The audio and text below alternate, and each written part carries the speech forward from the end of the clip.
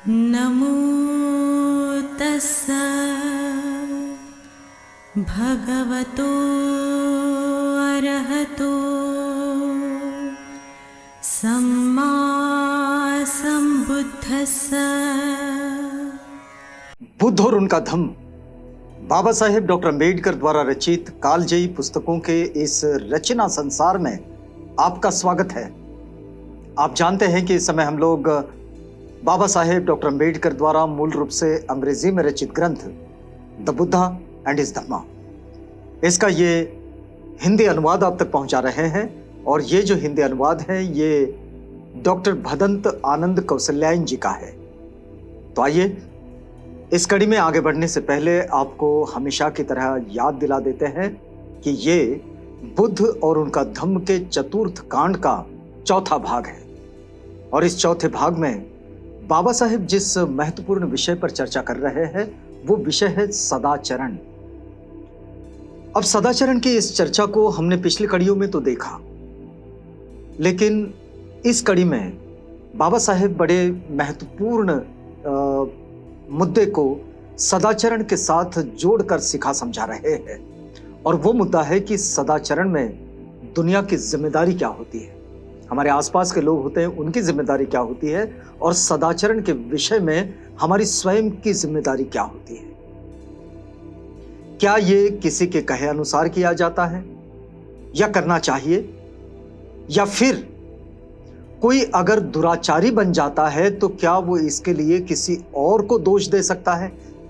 क्योंकि हमारे आसपास ऐसे लोग बहुत मिलते हैं जो गलती तो स्वयं करते हैं, लेकिन इसके लिए वो अपने आसपास के लोगों को दोष देते फिरते हैं।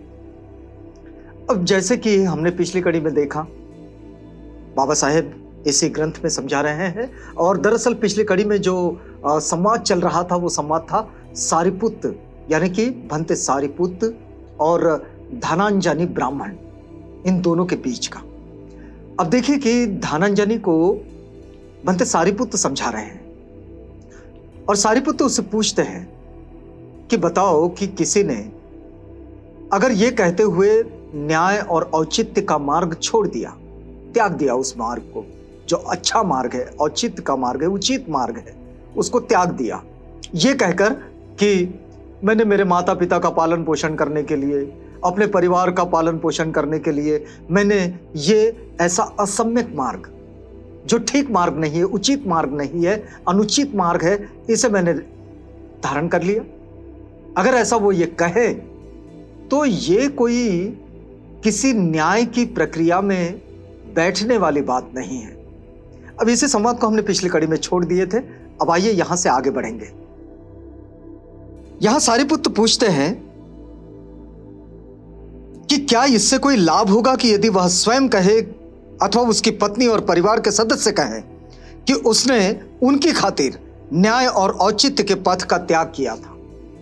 अगर उसके परिवार के लोग ये कहने लगे कि नहीं भाई, हमारे लिए इसने इस तरह का उचित मार्ग छोड़ दिया, औचित्य का मार्ग छोड़ दिया और ये इस तरह का अनुचित कार्य करने लगा, तो क्या इस बात को माना जाएगा? तो धनांजनी कहते हैं नहीं।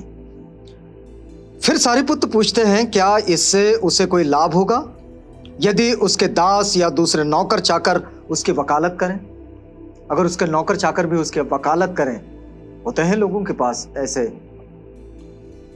और वो नौकर चाकर अगर अपने मालिक की इस बात के लिए वकालत करें कि मालिक गलत है, उसने गलत मार्ग को स्वीकार रखा है अपना जीवन यापन करने के लिए, लेकिन तब भी उसने हम सब का पालन पोषण करने के लिए ऐसा गलत रास्ता अख्तियार किया है, तो क्या उसका समर्थन किया जाए?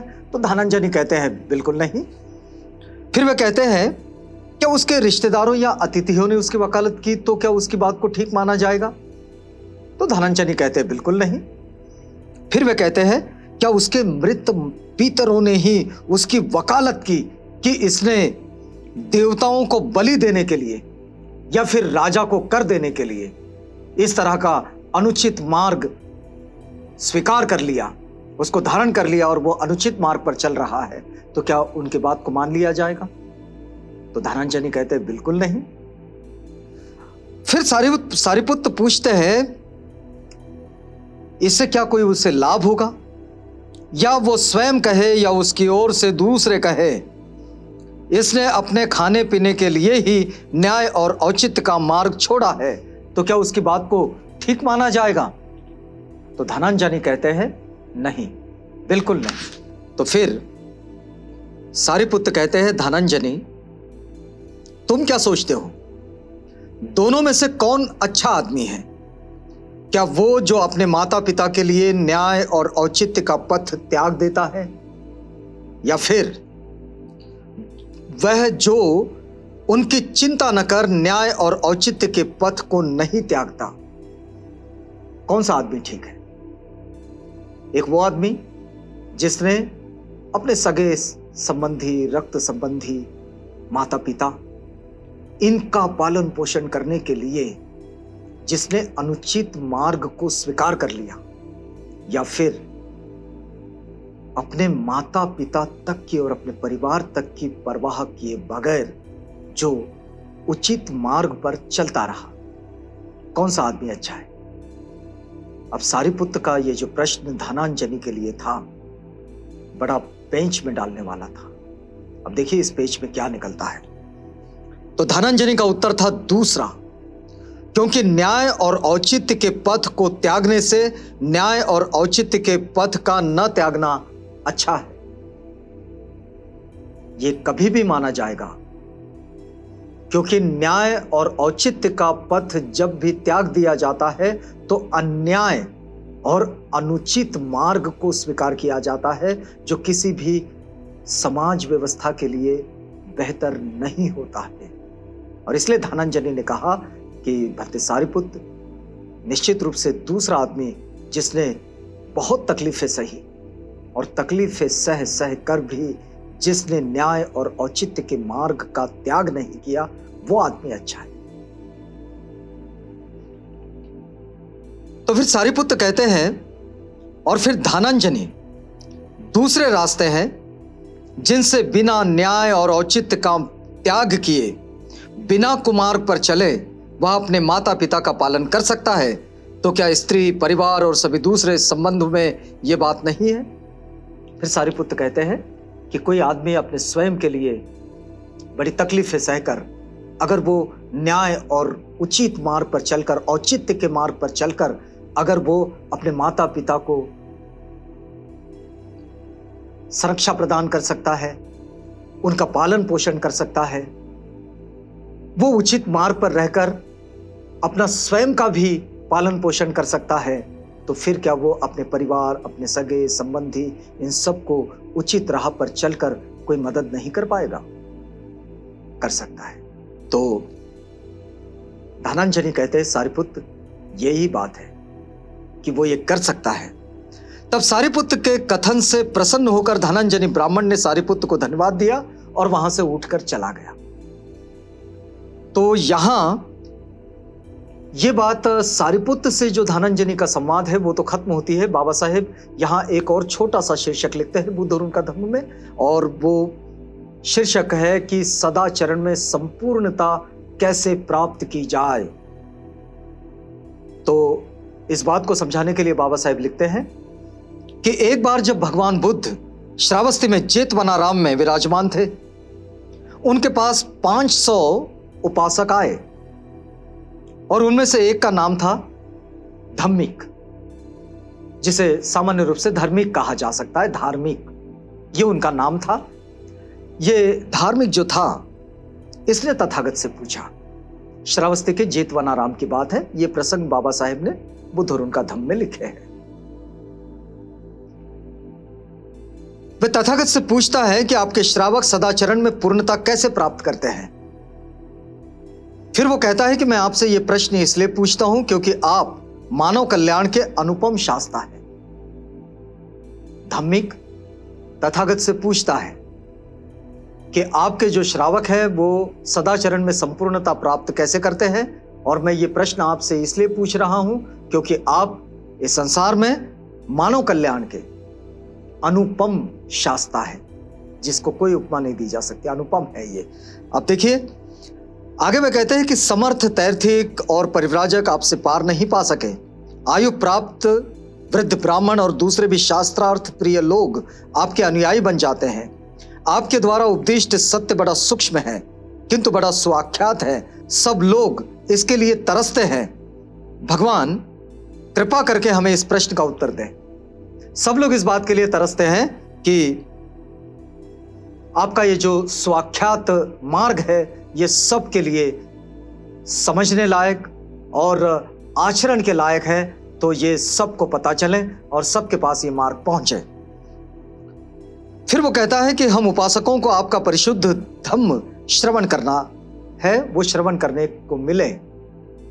तो तथागत ने उन उपासकों पर दया करके, ये जो सारे उपासक थे, उपासक मतलब जिन्होंने उपोसथ ग्रहण किया है। उपोसथ ग्रहण करने का मतलब हुआ कि किसी ने 5 शील, किसी ने 8 शील, किसी ने 10 शील अपने जीवन में जीवन यापन करने के लिए उसमें अधिष्ठित होकर संकल्पित हो गए। तो ये उसका मतलब हुआ। अब देखिए तथागत कहते हैं कि ध्यान दो, मैं तुम्हें शुद्धाचरण के नियम कहता हूं। और शुद्धाचरण का नियम क्या है? उसे सुनो और उसके अनुसार आचरण करो। जान से मारो नहीं, हत्या न करो, हत्या का अनुमोदन न करो, सबल या दुर्बल कैसा भी प्राणी हो उसकी हिंसा न करो। तथागत कहते हैं धम्मिक के प्रश्न के उत्तर में कि ये जो तथागत के श्रावक है, जिनका आचरण ये सदाचरण कहलाता है, तो ये अपने इस आचरण में संपूर्णता कैसे प्राप्त करते हैं? तो वो संपूर्णता प्राप्त करने का ये जो भेद है, ये भेद उन उपासकों के समक्ष तथागत खोल रहे हैं। और ये बड़ा महत्वपूर्ण तथागत का संदेश है। इस संदेश को हम आगे बढ़ाएंगे, लेकिन यहां हमें रुकना होगा। रुकते हैं इस वादे के साथ कि कल आपसे पुनः भेंट होगी जब हम इसी कड़ी में आगे बढ़ेंगे। तो तब तक के लिए हमें इजाजत दीजिएगा।